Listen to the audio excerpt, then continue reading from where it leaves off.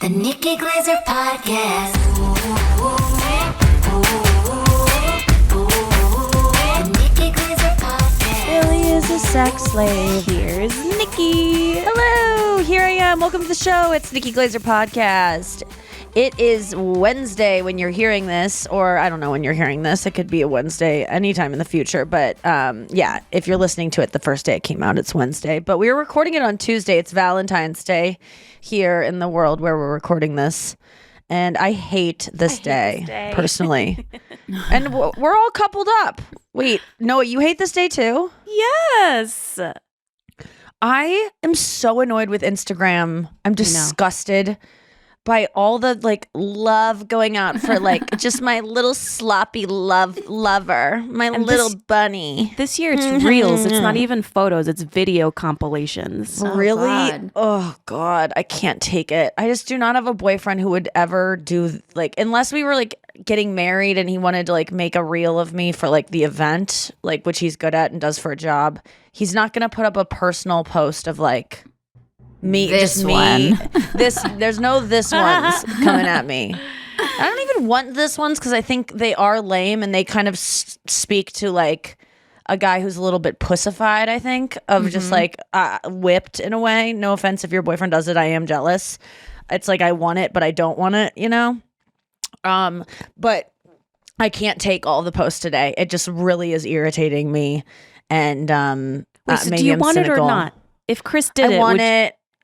But it would be out of character for him. That'd be like him being I want you to have, an ass. It's well, I can't give that to you. Why are you with me?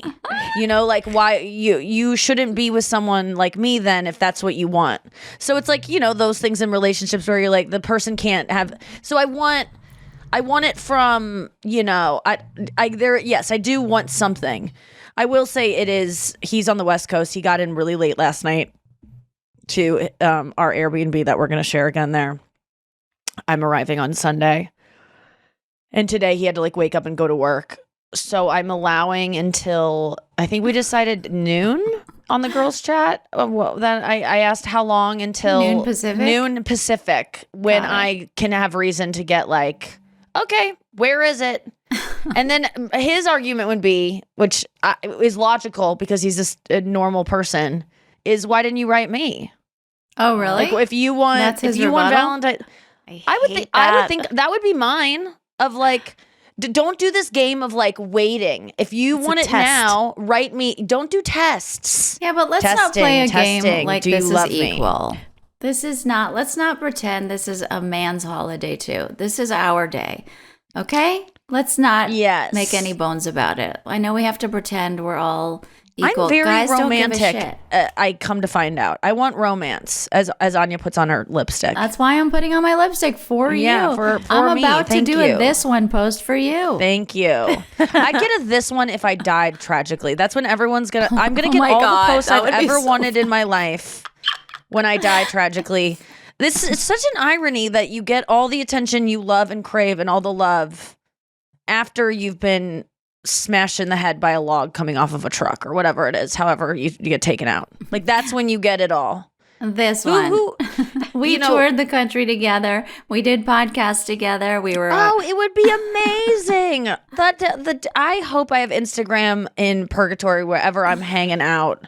Won't waiting you be for my so sentencing. mad if you're dead and everyone starts making your death about them? You're just I barely know that person. Well, a little. Well, I mean, I would like everyone to be saddened by my death for sure. I want some people to be because I've been saddened by people's death. Because no matter how sad you are, you're making it about you. But anyone what if crying, the person you could be posting- misconstrued as making it about you.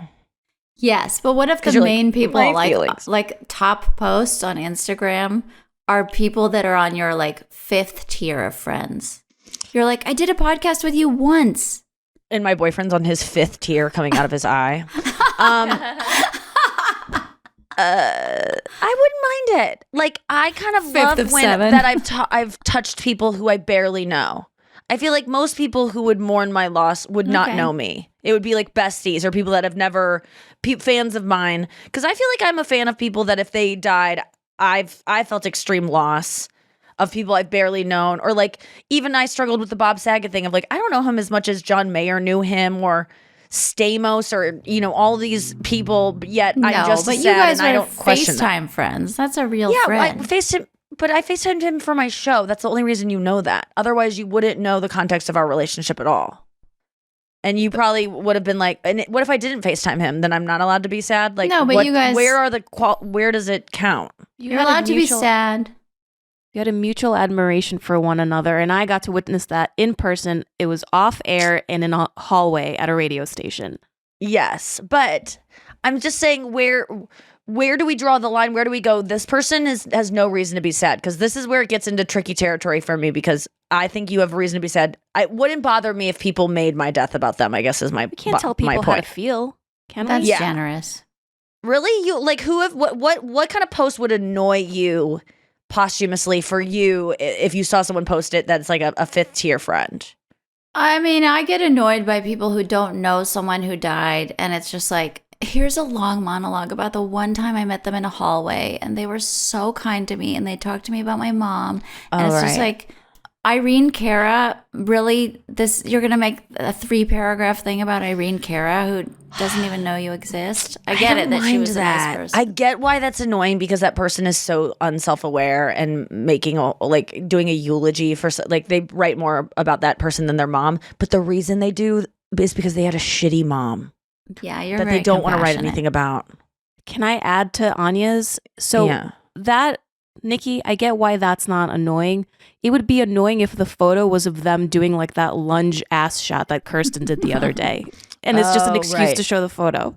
Right, where that's just, that's what most photos of taken with me are of, and I know that now, because I take probably 250 photos after every show with people, and those photos, I would say one or two show up at the next show that person sees me at. They print them up and they hang them on the wall and they have me sign them. So that's of use. The other ones, I probably think 5 people at most out of 250 posted on their Instagram story or tag me on it on their Instagram post.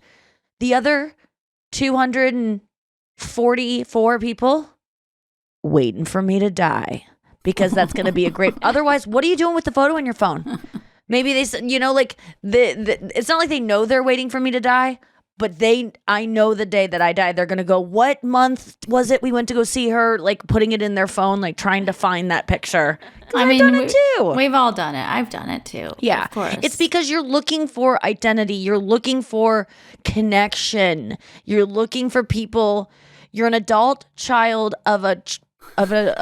you're an adult child of an emotionally immature parent, which is a book I'm reading right now that literally any bestie should read, because if you are attracted to the words that I'm saying ever, you probably had an emotionally immature parent. It doesn't mean they were a bad parent. It just means they had kids and they don't know how to like connect with them emotionally. And it's such a good book that I think a bestie recommended me, and I'm flying through it and I love it. And I'm reading way more than 1/3 of it. And it really, I'm halfway through. It speaks to me like almost no other book has. And that's not to say that my parents were immature, except my dad would always go, stop hitting yourself, and go, nah, nah, nah, nah. It sounds like that's emotionally immature. That's just he called immature. me a poopy face. Yeah. Oh yeah, that's true. Yeah, that's just immature. Emotionally immature. What are the qualifications for it if you had an emotionally immature parent? Let me look this up, because they were kind of fascinating to me. Let me guess. You want to guess? Yeah. Okay. Because I think mine, for sure, one of my parents 100%. Everything is about them first. Like, this happened the other day. My dad came over to our condo. Matt and I are staying in a condo right above my parents, like 2 floors above them. My dad tested positive for COVID. He's on like day 8, okay? And he comes over, and I'm like cheersing him. I go, God damn, I cannot believe 7 days ago you fucking had COVID and we're sick, and look at you now. You're amazing. You look so great. And I go, just for kicks, let me test you now. Because it occurred to me he tested himself, and he's like, I'm negative. And he took the Paxlovid, which everybody knows you get rebounds off that. It's very likely. I had one myself. Nobody knows that. Oh, really? We've done so much research on COVID that no one's caring about COVID anymore. No offense. One of the 3 people here knows that. Yeah. So I test him. He's positive. So everyone knows COVID. But what do you bounce back? What are you talking about? Remember, I took Paxlovid and I got sick again. I got well. So you feel and great for a second, and then you bounce back to feeling like shit again. Yes. And if you feel like shit, that means that if you test positive, though, it doesn't necessarily mean you're contagious. Correct. Correct. Although people can give it COVID comes back a lot of times when you take this Paxlovid shit. Anyway, so mine came back. So what's the point of taking it? Some people get well. Most people get well. Okay. Gotcha. Also, if you're like old, it's going to keep you from hospitalization and death. So I give my dad a test. He tests positive and he goes, fuck. And I'm like, all right.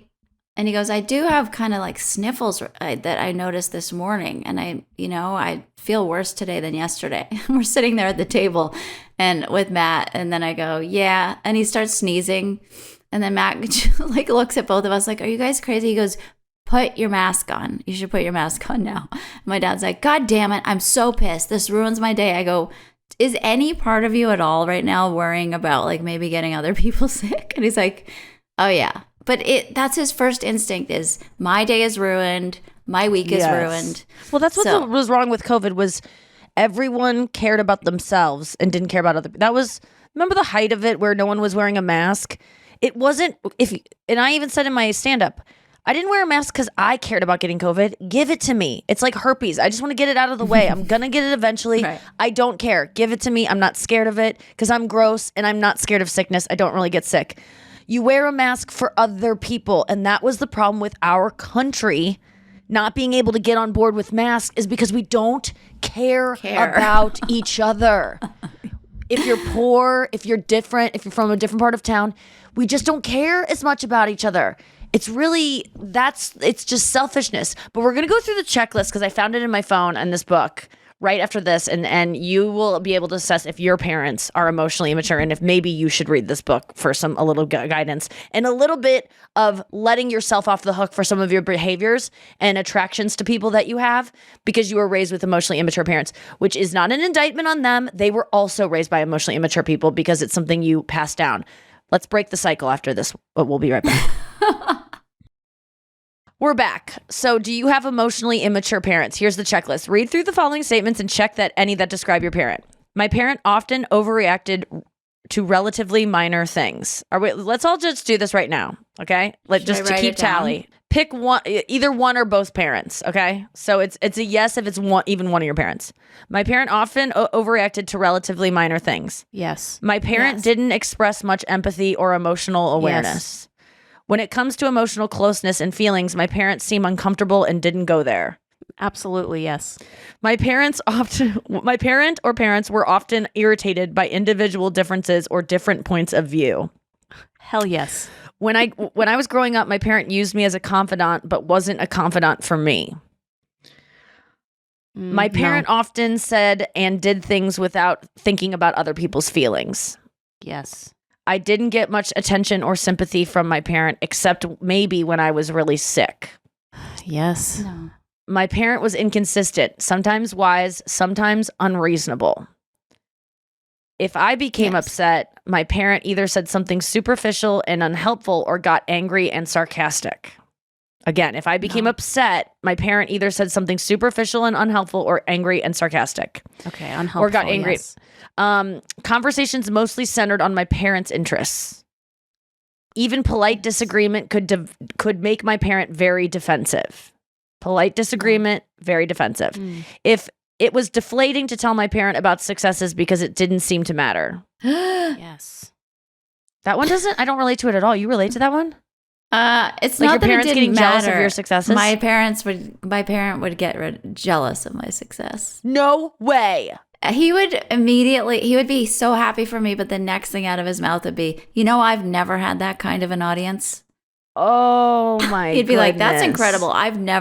It would always be about him the next thing.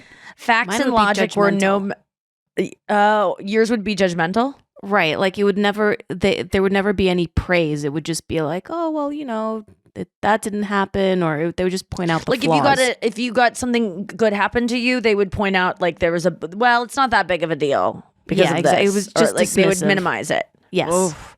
Facts and logic. That's one I did not ever have, to my knowledge. Maybe subconsciously something was going on, but my parents were. Your parents love to talk about you and recognize every little thing. You wrote me a text this weekend, actually, of like, your dad is so proud of you. He gets tears in his eyes. You said something. Yeah, he beams. He literally beams. Like yesterday, I met him briefly. I will not say why. And it was a cloudy day. What? Oh, okay. I know why. I know why you're saying that, but it sounds so fucking suspicious. He was helping her do that stance. Why later? Don't worry. We'll tell people why, like in a week or two. Okay. You were handing him a file in a parking lot. Yeah. Okay. Yeah. It was not a drug exchange, and it was cloudy, and it was just like a quick thing, and then he like brings up your name, and he literally, like, the sun came out. He was just beaming. Oh, that's just so radiates nice. when he talks about you. He loves you so much. Yo, he does. He really does. But it often is like, I wish my mom could see you. And I take that as like, he just wants to show me off. Like, look what I did. You know what I mean? Like, that means a lot to me. And I know he would go like, I just want my mom to see you because I think she'd be proud. But there's a part of me that's like, and I get it. If I had kids and they accomplished amazing things, I would desperately want my dad to see it, to be like, Dad, look what I made that did this thing. You know? There's a little bit. Because you want the praise. I would too. I want the praise of like, look at this amazing child you made. And that's you also proud why of me? I think when people go, it's a little bit of my worry about adopting, is that my parents, if the kid is amazing, they'll be like, well, wherever you got the fucking kid, good That's what my parents would say. Yeah, that's like what it had I mean. nothing to do with you. Right. But if it's your blood, like anytime there's anything wrong with like anything off going on with nieces and nephews, it's like, well, maybe that's Matt's side of the family had some, maybe it's like, it's like always it's not you. It's never their blood. Like we can even help our genes to begin with, like whatever DNA. And I mean, that's not a conversation that really comes up ever. But whenever there's like a behavioral problem, it's like, you guys weren't like that. And, maybe it's just something that, the other side of the family, like I could just tell if I had adopted kids, there would be a lot of, well, she shouldn't have adopted. That kid's kind of going crazy at this Bennigan's. Yes. Okay. Conversely, Matt's mom does this thing all the time where she's like, well, your talent is because of Jesus. And he's like, my talent is not anything to do with Jesus. Oh, God. Did yes. Jesus If give your him guitar parents lessons? That's so, yeah. She's always like, well, you got to thank Jesus for all that. Well, he's like, do I? Could you tell me once? She's not wrong, because you can't really attribute, nothing you do is you. You guys know I don't believe in free will. Nothing you don't choose your thoughts. You don't choose your motivations. If you're someone who like practiced guitar a lot and became a virtuoso, you didn't choose the brain you were born with to be good at guitar. I know it feels like you're like, but I chose every day to play music. You didn't. You just got born with a brain that is good at practicing and is good at motivation. She wants to take away any kind of talent. It's not. Well, so do I. But I want to give it to science. She wants to give it to a guy on a cross. I'm sure he'd rather give it to science. But yeah. It was deflating to tell me. Okay, so facts and logic were no match for my parents' opinions. My parent wasn't self-reflective and rarely looked at his or her role in a problem. My parent tended to be black and white, be a black and white thinker and unreceptive to new ideas. Okay, so if you listen to this checklist, listener, and even one of those statements you said yes to, you could potentially be a child of a emotionally immature parent, because even one of those is enough to damage a kid in a way that will lead to lots of behavioral problems later on in your life that will fuck up your life forever until you learn to like go against that. And it's not because your parents were bad. I have the best parents in the world, but they were 25 when they had me, and they had parents that never listened to them, weren't around, alcoholics. There's no way they were equipped to handle a little sensitive child's emotions all the time. And if I had a child, I would also probably be emotionally immature for that child as well, because we're all flawed. So this isn't a book that you buy and then you like hate your mom. It like, you don't even have to tell your mom about it, even though your mom might listen to your podcast and hear you go off this checklist and say, I was very hurt by that checklist. When have I been defensive about anything? I always support you. No. I got a total of 5. Which I thought it would be more like 20, but I got 5. Yeah, I got enough where I said, okay, then you read the book and you just read the patterns of like people are people pleasers. They put their own feelings aside for someone else. I mean, it's all a codependency. It's all kind of adult. Also, this could all fit for adult children of alcoholics. But I think this is a more helpful thing because I think a lot of kids here, oh, I'm not going to read about being an adult child of an alcoholic because my parent didn't drink or my parent was never drunk around me. They can't associate their parent or their parent hasn't qualified as an alcoholic to them, and so they don't know. This is like something to wrap your head around so you can know it's not your fault, whatever it is that you are and do, which I think is most of therapy, is learning it's not your fault. And then when you're able to think of things as not your fault, I think you're able to get over them more. Like, Anya, you were suffering this weekend with like a thing, and you're like, as long as you like let yourself off the hook for it, because you were, without getting into specifics, you were saying like, I realize I'm just fucking crazy sometimes, and like I can't control my thoughts around this thing. How did you feel like that was acceptance or that was judgmental of like you're crazy? In the moment, it felt heartbreaking. Like, God, I work so hard on myself, and I'm just as crazy as, you know, I'm around my family right now. So I get caught up in the toxic cycles of like an old dynamic. I'm sure a lot of people can relate. So I felt heartbroken. And then I was like, it's okay because I do have so many tools. And when I take one step back from these people, a loving step back, I am not crazy anymore. Like right. I am temporarily insane. And someone said something to me so great. I've already told you this, Nikki, but Noah, maybe I haven't told you. I've been holding on to this adage.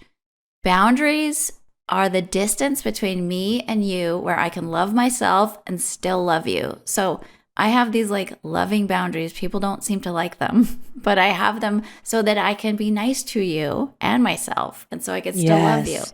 Yeah. You know, I have a thing. I don't love people staying over at my house for more than 4 days, 4 days max. And that is a boundary. Oh my God. Well, Chris and I do this thing where like, I only want to see him if he's in a good mood. That I can nurture, you know, like if he's in a bad mood and needs to talk about things, oh, babe, I'm there for you. But if you're tired, hungry, let's go. I mean, if you're, what's it called? Dirt or something? Halt. Halt. It's the acronym HALT. A dick. Irritable. Yeah, dick. Restless. Yeah. HALT. Hungry, angry, lonely, tired. That's usually what people are like dicks. Yeah. But there's a lot of times where I'm just like, I can hear that he's not in the best mood, and I know the kind of mood he's in where he wants to talk about it and like has to work through something, and I know the type of mood where he's just doesn't want things aren't going to go well between us. And I also have those moods too where I'm like, I don't want to hurt your feelings, but don't come over tonight because this isn't going to move our needle forward in our relationship. This is only going to take away. But there's the illusion of like being together that gives people, if you're not with the person, they think you don't love them. But it's like, I love you. That's why I'm not hanging out with you tonight. Is because I want to maintain how I like you, because I am walking on a tightrope of my own emotions. I'm gonna fall off it, and I'm going to hurt you. I'm gonna hurt you. Like I need to protect you from me. Yes, I'm a toxic train in Ohio or wherever that was that exploded. Oh yeah, where they're like burning. Stay away. Fuels there. Yeah, it's terrifying. Yeah, it's. I, as someone who is definitely a crazy person and can have my moods impact everything around me like an infection, I have to quarantine myself from people. Yes. I should put on masks when I'm in a sour mood. And it sucks sometimes because you got to record a podcast or you got to fucking... podcasts are the hardest thing for me because I don't put on a face for a podcast. If I did, it would show up that I was putting on a face. A podcast is if I was, in a bad mood today and had to do this podcast, you would sense it. There would be like a fucking, it was yesterday's podcast. I was sad. But if I was shooting a commercial, I could have snapped out of it because everything's a facade and it's like, welcome to Holiday Inn Express or whatever the fuck I'm promoting. I can put a cape over my feelings. But if I'm in a situation like a podcast where it's like, I'm myself, and I don't even know what an edifice would be here if I were to put one on. Believe me, I've put some on before on rough episodes that we've had to, just because of relationship things going on. But if it's just us three, I'm not going to be able to put I don't even know what that would be to like be fake around you guys and be like, everything's great this morning. Like, it just doesn't. So that's where I get into rocky territory, is when I'm forced to do things where I get to be myself, and I have to just, and then it's almost like there are days I would choose not to do a podcast because I'm in a bad mood, but you have to go to work, or you would choose not to go to your SSDJ, your soul sucking day job, because you're in a bad mood. You should be able to call in sick mentally to things. I don't think we're ever close to that happening, but I really resent that everyone gets to be like, oh, I have a cold today, and I can't be like, I want to jump off my balcony today, so I don't think I can make it to my dentist appointment. Like, I want to be able to say that, which I did say to my. At this point, your dentist wouldn't be shocked. My dentist would know. He'd be like, with that amount of work that you need to have done, Nikki, shut up. No, I'm getting bonding on. Where I'm bonding with my dentist. It's in my calendar as dentist bonding because I wrote it in tomorrow. I'm so excited to meet over a campfire. Yeah, we're gonna hold hands and talk about our emotionally unavailable parents. Yeah, we're gonna do trust falls out in the woods. So I'm bonding with my dentist tomorrow, who's Scott Bakula's nephew. No, just name drop. No, not big deal. Dr. Bakula, shout out. Really? Yeah, he really is. But yeah, it's just though I wish that you could I've called in depressed to things before, but I always do it when I know the person is going to be very understanding and like kind of gets it. And it also, talk about bonding. If you tell someone that you're depressed and you like open up to them about that, like, I can't make it today, like, I'm depressed. Man, is that like just I did it for my vocal coach the other day. Like, I was like, I'm too depressed to meet. I'm sorry, I'm not gonna lie and say anything else. Like, I'm having horrible thoughts today. And the next session we were like, all we did was talk about that kind of stuff and like bonded so much, because it was like, instead of me being like, I'm busy or I don't feel very good today, it just cut through the shit. And if we could be more open about being depressed or those thoughts, I wouldn't feel like such a weirdo sometimes. Because it seems like I have a chronic disease that's just like, go for a walk around the block and that's how you solve it, Nikki.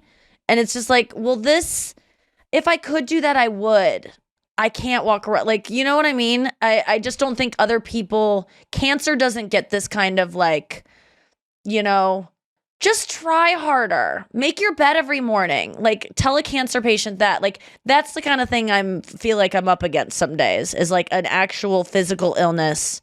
But it just, you know, and everyone knows this about mental illness, is that it doesn't get the same respect that physical illness does, because it seems like a choice.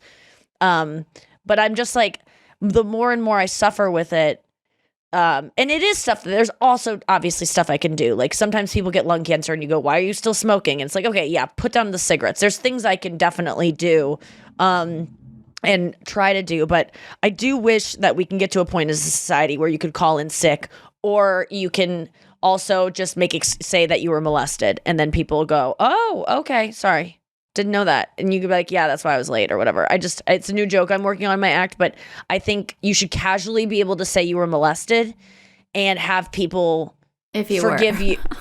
Yeah, well, yeah, if you were molested, I think it should be as easy to admit as saying I had my hair done, like, or as shameful, I guess, as being like I had Botox or something. I don't know, or like my car hydroplaned, and like sometimes you feel at fault for the amount of shame you have for getting in a car accident, because that's, some people do have shame about car accidents. That's what I mean, like a little bit maybe, which I think you should have zero, but we'll never expect that out of anyone because we're a country of shame. But being molested should seem like you just got hit by a car or something, like it's a car accident and you had the right of way to walk and you didn't know. But instead, because if someone was like, I'm sorry, if they kept being late for meetings or Zoom meetings or something, and they were like, I'm sorry, I was molested as a kid, I'm really fucked, I'd be like, oh, okay, yeah. Well, I'm glad you even can function. Or like, if they were like, my dad beat me severely, like, I think people should be able to like kind of give their mental illness history, or like their child abuse history without it being so heavy. I wish. I definitely but it will never have get seen, there. since you started talking more about Botox and filler, I've seen way more people start doing that too. I'm not saying you started it, but No, I you were definitely so didn't. open about it like 5 years ago, or maybe even longer. But it was not cool to talk about that openly. I feel like it's still something that even people hide. secret. Yeah, but people still, keep it very secret. But that's Even- a really good comparison, those two things. Like, people have less shame than they did 5-10 years ago about Yes. admitting they had Botox. Well, I way think less. and I always compare Botox to getting your hair dyed. Like, it used to be shameful to get your hair highlighted. Like, women used to like hide, like go secretly at night. Like, they wouldn't talk about it. It like, was it was considered not rude to say, "Did you get highlights?" Yes, exactly. And that we don't even know that Or is that your time. natural? Although you know that's a neg Resties in might the remember. game. What? In the book, The Game, that's a neg. Like, that's Because a that was written in suggested like neg. 1977, that book. But it wouldn't be a neg now because you'd be like, of course it's not natural. You'd take out your hair and be like, no, it's from a woman in India. This isn't mine. That I want it to be, I would like things to be a little bit more just transparent. I guess just honest and transparent than they are. But it's just, not that way. Yesterday I was at a very high pressure event all day long. I was at a Cynthia Rowley fashion show because it's Fashion Week in New York, which is my least favorite week. I forgot that it was that. Do you guys remember Fashion Week when you lived in New York? Yes. Yes, just, when like- you and I lived together, our street was a major hub for it because there were tons of galleries and they would have shows on 22nd. It's just like and it's just like an alien starship lands in Manhattan and lets off a Yes. bunch of 7-foot tall people. Cats 7-foot tall, lengthy, vertical cats. with And big they lips. walk around. Yes. And they truly look. So, I mean, I saw a model yesterday at this thing and she was probably 6'2", very thin. And I was like, wow. And I saw her taking pictures. She was stunning, had a gorgeous body, gorgeous face.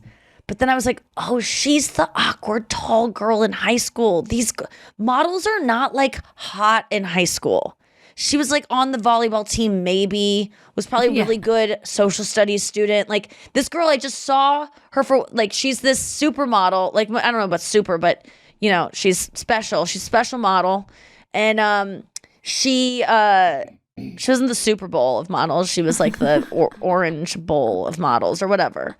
Doritos Bowl. And but I just saw she's like a high school dork, which most models are, like, kind of dorks, But I was at this event and it was a bunch of comedians. Ego from SNL, who's hilarious. Rosebud Baker, Rachel Feinstein, Claudia O'Sheary, I want to say. She's Girl with No Job on Instagram. And then Koo. Esther Koo, Michelle Buteau, Arden Mirren. And we were all doing this the show where we got I went to a fitting yesterday. We have 2 looks, one for our stand-up set, which was 5 minutes long, which, by the way, if you do stand-up, like, no one knows how to do a 5-minute set. We were all like, what is that even? Like, you would just go out and say, hi, my name is Nikki and I'm an alcoholic. Like, what do you even say? For a 5-minute set, it's like unheard. I haven't done 5 minutes since I did the Tonight Show. I'm like, I was making jokes with Rachel. I'm like, you have to submit your set to Michael Cox by 4 p.m. like for standards and practices, because it was like, that's who just, get you on the Tonight Show. But it was just like, it was a short amount of time, but it wasn't about comedy. It was more, but Cynthia Rowley kept being like, no, it's about the comedy. It's not about the fashion. We're like, no, we are all wearing outfits we would never fucking wear outside of this. We looked amazing. The fashion, I love Cynthia Rowley. Thank God. I got asked to do a fashion show earlier this year that was happening in Paris that a lot of comedians did. You can look it up, but I'm not going to say who it was. I turned it down because I thought the designs were so hideous. Like, I couldn't find one thing in this collection, and you will know it when you see it. When you go find the comedians that did this fashion show. I don't know how this person... I'm sorry. Art is subjective, but not this art. It is objectively bad. I don't know how anyone would ever wear any of this shit. It's so expensive, and it was all like the coolest guys in comedy too, which made me laugh that they have to wear these ridiculous outfits, even though they're like bad boys of comedy. And I can't wait to see a couple of them to mock them for it, because they must have felt so uncomfortable doing this fashion show. But I got asked, I turned that down because I was like, I don't want to wear any of these clothes. Cynthia Rowley, my God, is like one of my favorite designers anyway. She's like someone whose dresses I wear all the time. And so I was so excited. Got to meet her. I also saw her daughter on The Bachelor. Yes, her daughter Kit was on one of the so I liked her daughter, so I knew her mom would be cool. She was so fucking cool, so normal, so nice. Someone I'm like literally truly could be friends with. I don't say that about everyone. Like if she was just like a kind of like a what you would like an Anna Wintour type, I'd be like, she was amazing. She's such an artist. Like I would just say that cursory thing. This woman was actually the real deal. So cool. And went to a fitting yesterday, which was super easy.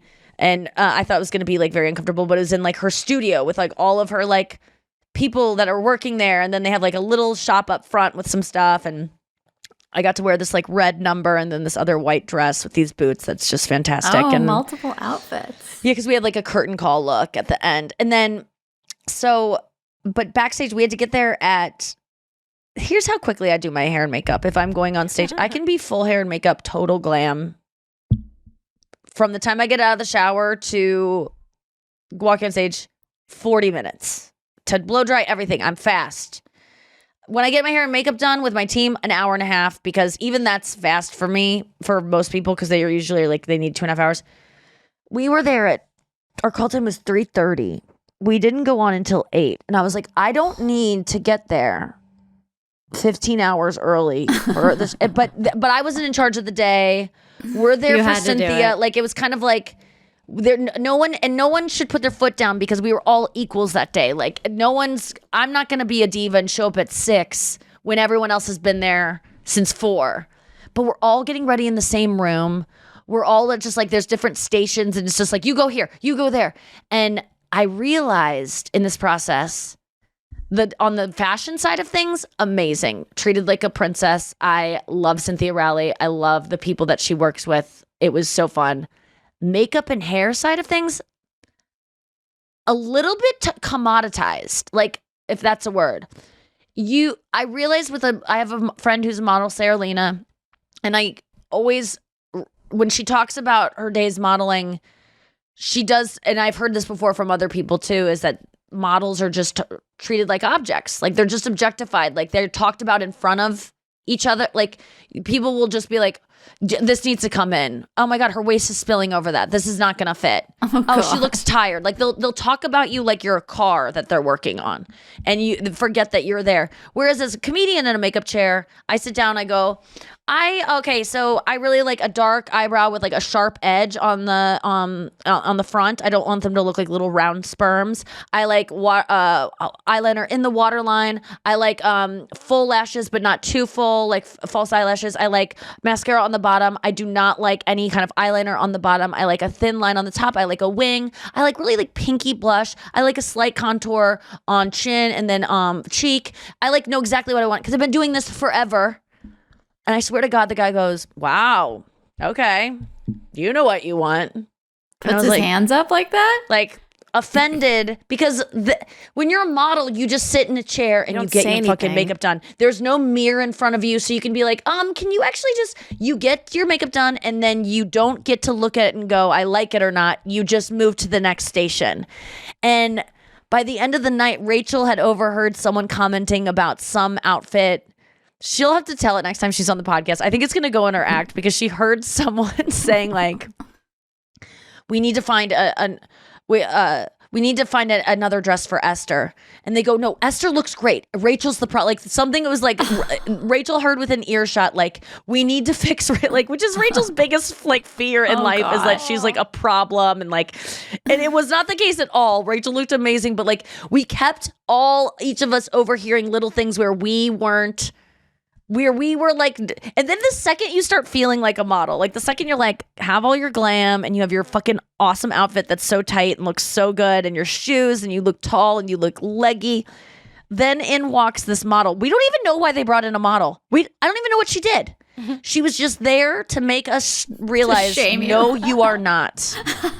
No, if you were starting to think that you are a model, look over there at that woman who is a foot taller than you, 40 pounds lighter than you, wearing that thing like she was born in it, with the cheek structure of, I don't know, Gollum. Like this is, you're nowhere close to her. And they, I just kept making jokes. I came to examine these clowns. It was weird. We don't even know why she was there. I introduced myself to her. I was like taking pictures of her because she was so pretty. She was like doing a shoot, and I was behind the photographer being like, is this weird that I'm taking, like, you're captivating and I want to like learn poses. I was making jokes. Like at one point we were backstage and there was like a bowl of mints and the mints were all eaten, and someone was like, wow, someone liked those mints. And I was like, model dinner. And I was just like making jokes like that. They did give us some really good food. They treated us awesome. I mean, it was just a really long day. And I'm not going to lie, it sets women up to be competitive when you have 7 women on a show, all comedians from different genres of comedy. We're talking sketch, we're talking stand-up, we're talking TikTok. And then you all have to do 5 minutes.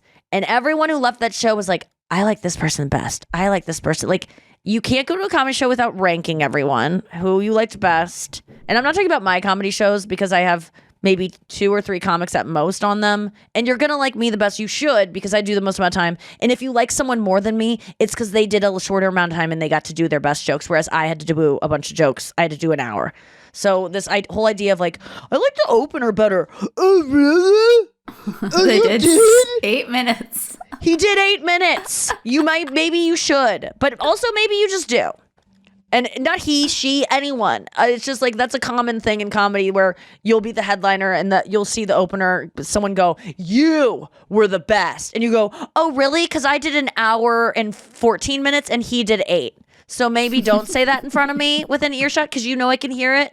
But you get to play like, I was just saying, I just really resonated with, But that's not he or she. I'm not talking about Andrew specifically or anyone. It's happened with Andrew. It used to happen to me as an opener. People would say it in front of in front of headliners to me and go like, you were actually, and I'm like, I did 20 minutes and they did an hour 20. Of course you're gonna like me more. I left you wanting more.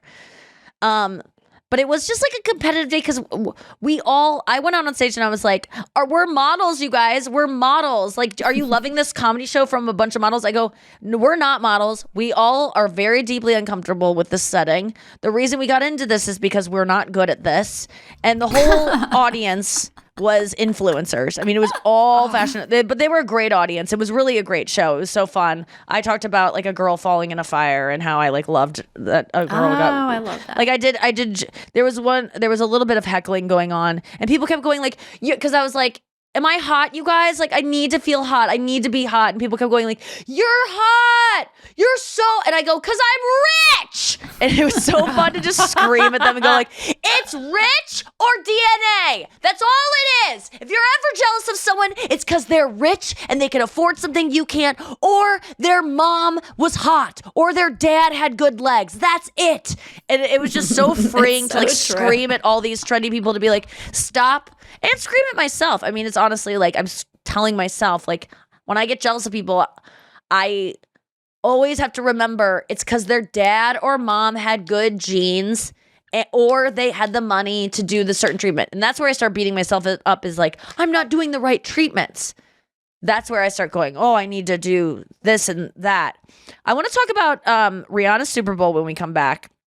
And I also want to talk about something with Olivia Wilde that came up after the Super Bowl and get your guys' thoughts on that. So we'll talk about that when we get back. All right, we're back. How did you guys feel about Rihanna's Super Bowl halftime show? I mean, we're a little late to it, but I do want to give my take. I loved it. I love her. That's all I have to say. She could do no wrong in my book. She can do wrong in mine because I've read about her Fenty line and how it coerced people into like signing up for like way more money than like a membership, and then they like their bank accounts were drained by this thing, and like her clothes are made in sweatshops, and she's a billionaire, so she's definitely done some things that are shady, and you know she's bullied people online. That I didn't care for that kind of stuff, but man, can that girl sing? And man, that performance, if you think it was boring, you're boring. you are someone who needs too much stimulation. You're boring. Look at yourself. If you thought that performance was boring, it's because you are boring. You probably and I get it. Like there are times where I am a boring person too, that I'm like, I want more like pizzazz. We needed nothing more from her. Those stages moving were great enough. The dance sequences, even though people were joking about how she wasn't moving a lot, she fucking ended up moving a lot. Maybe she started out slow, but and she's also pregnant. And she has to sing. Singing. What the fuck? She wasn't singing. You guys. In some parts she was. Yes, there were tracks. Agreed. But there was tracks, but also she was singing over a track, but she which is fine. I don't even fault that when people are like, she was lip syncing or whatever. It's like, but at least she sang that live at some point recently into a microphone, and it sounded like live to me. It didn't sound like too souped up or like too many effects on it. It sounded live. So whether she did it there or another time, I don't care. It was recent enough. This girl has not performed live, to my knowledge, in like 4 years. Can you imagine the first time you perform live and you never test out any of the, I mean, she's done so many concerts in the past, but years of being dormant is the Super Bowl halftime show, which is the biggest stage, the biggest show that you could do. I thought it was, her voice commanded enough. And you know what also commanded enough? Her fucking energy. The confidence that woman had. I've said it before about Dave Chappelle when I was watching him one time on stage. I said, that man's more comfortable on stage than I am in bed. And that's the way I felt about Rihanna. She was so comfortable. There was no part of me that was worried about her. When I watched Katy Perry's Super Bowl, I was worried. When I watched Lady Gaga, even Gaga, she's a very competent performer that makes me feel secure. I was even like, when I watched J-Lo, I was literally like having a panic attack of like, can she do, like, even though she's another performer that never fails. But Rihanna, my blood pressure went down. It was just like the way she was sauntering around the stage, even the moment with her Fenty beauty product where she's touching up her own makeup, which is a brilliant marketing. Like, I know that it was maybe presented to make it look like, the camera switched to her too quickly and they caught her touching up her makeup. They weren't supposed to. That was for the dumbest person watching. That was who that was meant for. The dumbest person watching goes, they showed her touching up her makeup. They weren't supposed to. That's literally, anyone who thought that should be, I don't want to say what I think they should, but like shouldn't procreate anymore. Like anyone who was goofed into thinking like, they cut the camera too close. First of all, if they did, she would be having makeup artists do her makeup. Right. She would not be touching it up herself. So that's how I know that was put in there. But it was also a wink to like, I know what I'm doing. I'm a marketing genius. I'm putting in a moment where I touch up my own makeup on TV in the middle of my performance. What does that say to girls watching at home? Touch up your makeup whenever you want. That shameful thing of going to the bathroom to do your powder. Do it in front of the guy at the table. I just did it at the fucking Super Bowl during my performance. Never feel ashamed for doing your makeup and having makeup nearby you and having my makeup nearby you. It was genius. It was genius. And then at the end when she walks in and she's just like when she knows that she's in like it's in the final stretch of the show, and she walks and she's like, high-fiving or like whatever she's doing with like the musicians and kind of just like sauntering around the stage confidently, like her just like having a moment with her musicians. I was awestruck. And I was watching on my little phone. I watched it after the fact because I was flying when it happened. I thought it was awesome. I loved that there wasn't too much bombastic bullshit. Yes. I don't need to see fireworks. I don't need to see people dangling from things. I don't need to see 50 Cent hanging from a wall. I thought the Dr. Dre Snoop halftime show was bad. Really? Sorry. Thought it was bad. I love them. I'm not like a huge fan. I thought that set was stupid. I didn't like it looked like a little Barbie dollhouse. I just thought it was dumb. I thought the performances were good, but I thought the set design was dumb. And what do I know about set design? Literally nothing. So if you're watching this and you design that set and you're like, what the fuck? Literally, I'm an idiot. So I don't know anything. And I'm the only one who didn't like that performance. And I can only feel confident saying I didn't like it now that I loved Rihanna's, because now I know what I like. And I did not like that. And I remember after that happened, everyone was like, that was the most amazing thing ever. And I was like, I was bored and it felt weird. And it felt like I was just looking at these little, like a little play happening inside a dollhouse. I didn't like it. I love the music so much that it took me back and made me feel nostalgic. And I think they were creating sets to make you feel like you're in the hood. Compton. Okay. Yeah. So it worked. But maybe the Super Bowl needs to be more for me. Epic. I did not feel like I was there. But I've never been there. ASL performer, the girl doing sign language. That was amazing. Oh, that was so cool. Yeah, they should have cut between her back and forth from her and Rihanna. Like that was that was like this whole other life that it was given. Okay, so I want to talk about this thing though that Olivia Wilde posted. Now, Olivia Wilde, was dating Harry Styles, is not anymore. They broke up. Final thought. Harry Styles, to set the stage for this, he's never really acknowledged that she's his girlfriend ever in press, even when they were dating, okay? Oh, I got a Valentine's Day thing from Chris. Oh, I was gonna just tie. It's not huge, but it's a frog emoji, and that's like our way of saying I love you is a frog emoji. It's a long story, but I did get a frog emoji. Happy Valentine's Day to you too, baby. He's never acknowledged. It made me think of that. I was like, oh, has my boyfriend acknowledged me today? So he never acknowledged her in an interview during. He did make. Let's see if he made the deadline though. Because when did this come in? Yes, he did. 12 p.m. by half Pacific. an hour. 12 p.m. Pacific. Oh, wait, he did not make. He did not. No, make he the did. He sent it at 1:50. He was 10 minutes. Okay, he made it with 10 minutes to go. So I still have a boyfriend. Everyone. He's Not really that there was any consequences of that putting in the deadline. effort. Yeah, he sent a frog emoji, and you know what? And you know what I love about it is he didn't know. I was trying to make the frog emoji our way of saying I love you. You know how some people have like a thing like, in that stupid fucking movie where Lady Gaga like strokes down her dumb fucking nose and like that's their way of being like, I love you, baby. Ugh, Star is Born. I hate that so much. But I wanted like a thing like that. The other day I sent him this frog picture that like it said on the frog, it said like, look at the left corner. Bottom left corner, and then you look down there and a little thing that says look at the right top corner, and then you go up there and it goes, now no, don't look up here, look at the frog's tongue, and like very small in the frog's tongue it says I love you. So it has you like jumping all over this photo, and then it says I love you, but you can't see any of that unless you look closely.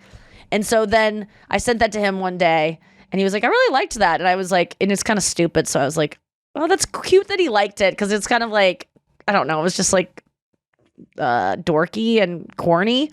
But then the other day I sent it again and then sent the frog emoji after it to be like, this is what means when I love you. So now he's connected it and I succeeded. I got a little emoji sign with my boyfriend. It's the small things in life. It really is. So Olivia Wilde posted about the Rihanna's performance. ASAP Rocky, who is Rihanna's, I don't know, husband, but definitely baby daddy, boyfriend. He was like cheering her on, and I guess she posted a video, or all I saw was the still of it, but it was on her story, and she said, oh my God, what is the direct quote, Noah? Okay, so she tagged Rocky and Rihanna, and she goes, if I thought he was hot before, this really put me over the edge. Okay, so he was filming Rihanna, right? And people are savagely attacking Olivia Wilde for writing this, because she said, if I thought he was hot before, she's calling someone else's man hot. She tagged him and her in it. What do you guys think about this? We're going to talk about what she said afterwards, which I know what she was doing.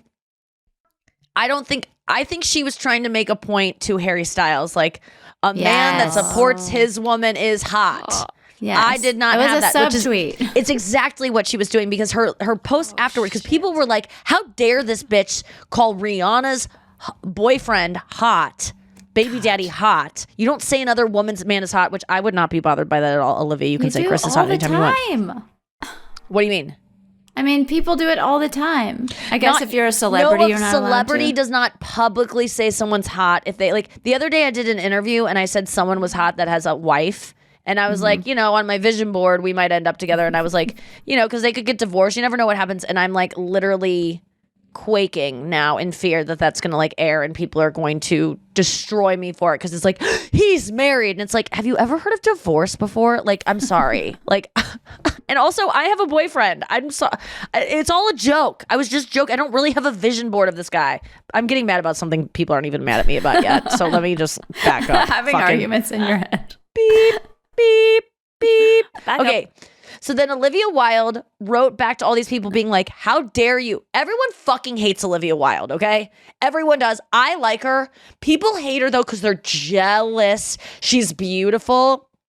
There's a little nepotism, I think, that might be going on, that people are like, that's what she's saying. She's a former princess. And she what? Mm-hmm. She's a former princess? Yeah, she was married to a prince. Okay. That and also Harry Styles. Women are so jealous, and she's gorgeous and perfect. They're jealous talented, and she's a director, and she likes the limelight. She likes to be behind the camera, in front of the camera. We all hate it. She's artistic. She's cool. She like looks flawless and everything. We are jealous. Me is jealous. Okay, so that's what they're attacking her. But also, would you be pissed if someone wrote about your man? I used to think Matt Pond was hot. Now he's so hot because of how much he is loving Anya right now. I'd be like, yes, bitch, that is hot. I get exactly what she meant. Noah. If I'm tagged, it's okay. If I'm not tagged, I don't know. It might get under my skin. Okay, Noah, yes. watch out. Noah's going to take her earrings out. Well, you know what? If she didn't tag Rihanna, people would have said that. Exactly. They would have been like, why didn't you tag Rihanna? You're trying to make a pass at ASAP. No. She didn't tag but then because she tagged Rihanna, I was looking at all the comments. They were like, how fucking corny she tagged Rihanna. Like she wants her to see that she's coming for her man. I'm like, this bitch can't win. So then Olivia, following the backlash, wrote another thing on her story. And I liked what she said because it tells you exactly what you need to know about why she posted it. She's talking about Harry, man. She did not get the support from Harry that she wanted. She wanted him to be proud of her. She wanted him to brag about her. She wanted to post about her. She wanted him to like hold up his phone. She wanted him to do the same thing that she was doing at the Harry Styles concerts, which was holding up her phone and dancing. She was captured many times supporting him from the side stage. Where was Harry during Don't Worry Darling press? We didn't see him. That's what maybe led to their breakup. Who really knows? But what did she say, Noah? So she writes, for anyone who got it twisted, it's hot to respect your partner. Especially when your partner just did that. Like what Rihanna just did. It's not as overt as I initially thought, but I know women and I know what is going on here. This was not about ASAP Rocky. This was not about, I don't know why I keep saying ASAP Rocky. This is not about Rihanna. And I'm saying her name wrong too. Rihanna and how she feels about her or like trying to get, it's how she feels about Harry. She's projecting. And aren't we all today? Frog emoji. Gotta get out of here. Thank you guys for listening. We will see you next week. Happy Valentine's Day belated. Come see me this weekend. Where are we, Anya? We're not anywhere this weekend. Oh, I know where I'm this weekend. I'm in Vegas. So if you're a millionaire, come see me in Vegas at Steven Tyler's charity for Alzheimer's. Oh. I will be there with Sammy Hagar and John Mayer and loads of other people. It's a huge event that I'm doing on Saturday night. So wish me luck on that. I'll tell you about it on Tuesday's podcast.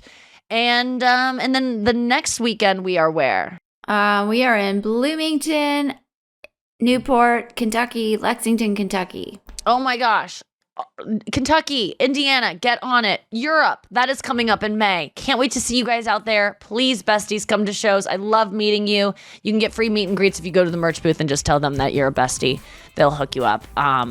And I can't wait to see you at a show. And thank you so much for listening. I hope you have a great day, and I hope your parents aren't emotionally unavailable. Don't be good. Jackpot.